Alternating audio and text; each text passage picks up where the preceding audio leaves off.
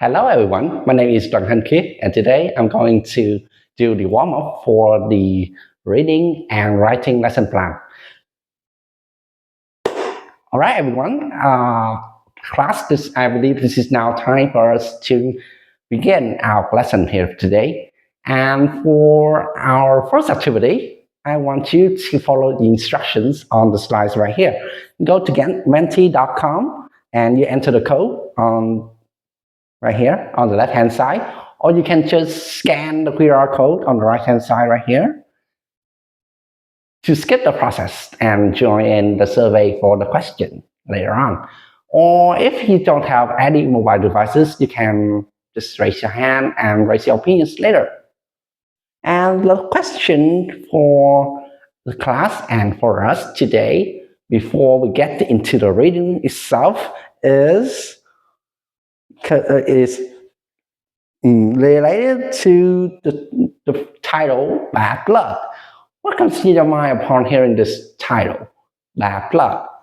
Of course, it's not necessarily meaning the Bad Blood by Taylor Swift, the song. I want you to try to explore the dimensions of this phrase, something like something on the words or something imaginative. That could be rather interesting for us to discuss. And yeah, of course, you can just raise your hand and raise your opinions. Like Andrew on the back here, can I ask for your opinion of what comes to your mind upon hearing the phrase bad blood?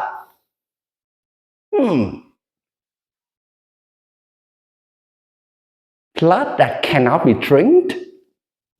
That's okay in my opinion, because like there are creatures who consume blood, there's something like vampires or bats, for example. My point, like I want to ask for another opinion for the back. Sarah, please, and what comes to your mind upon hearing the title, Bad Blood? Sick blood? Yeah, okay, sick blood, that's also a good point. That's kind of related to the first opinion for Andrew. And let's come to the results then. We believe that there are some answers from the class, from everyone in the class, like not good plot. So I see that you guys are sharing some bits of the meaning for this phrase, or plot that no one wants. Interesting, because flood, that can be two meanings to blood. Blood, the liquid inside our body, or something like the generation passed down to generations. Good point, that no one wants. No one wants. Like even vampires or bats don't want, because blood is so bad. It can be sick blood.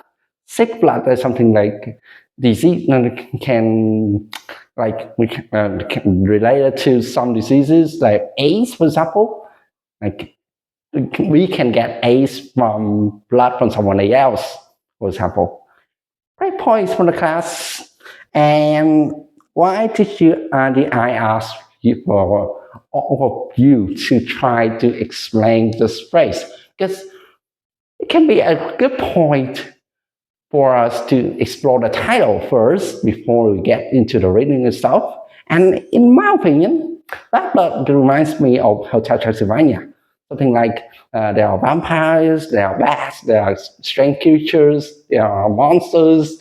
That can be both scary and funny, which is one of the points, one of the dimensions we are exploring in the reading later on. And because we are exploring the dimensions of this phrase, there are two types of meaning we are discussing. Not like directly, but indirectly, because we are focusing on literal meaning versus figurative meaning. These are the terms that at first sight that can be rather complicated if we want to pick up on the words like literal. I see that literally is used a lot by students, by almost everyone in the class, or everyone in the world is rather popular. So anyone in the class, you guys can explain what literally means? Sang, set up please, and can you explain what literally means? No. Meaning based on the words? Yeah, exactly. That's what I want to express here. Literally means you want to stress on the meaning of the words, like you want to double down on your points. Yeah, that's kind of what literal means. Because literally is the adverb form of literal, or figuratively. Oh no, sorry, figurative can pick up on the figure part, which is a verb, and anyone in the class, you guys can explain what figure means as a verb. Paul, set up please. Now, what does figure means? Not figurative, figure as a verb. Right. And I want to give an example. I figured it out yesterday. I kind of figured it out like something like you want to what? Like you doesn't know it before, you didn't know it before, and now you kind of explored it, and you kind of want to analyze the meaning, and you found it, right? Okay, that's very insightful from you. Let's let's ask and let's consult the dictionaries for the terms literal and figurative, just try and find out the meanings of them. Like something like literal. Literal means based on its original and basic meaning. Yeah, like we are exploring the basic form or the meaning of the words. Like bad blood means that not good. Blood is not good. Yeah, that can be literal. Or something like figurative. Figurative is trying not on the basic meaning of the words, but we are trying to imagine further. Like something like one of the meanings we have used for like blood that no one wants, or something like that. But it's not the basic meaning to try to explore something further, dimensions that are further from the original meaning. So that is one of the three objectives we are exploring in this lesson. One, we are trying to justify the predictions or the readings that we have picked up from the survey, which is concerning the phrase bad blood.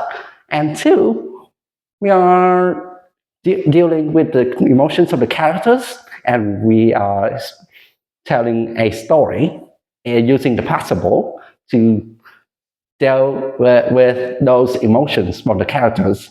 And three, concerning the phrase bad blood, we are trying to explore both of the meanings, literal meaning and figurative meaning.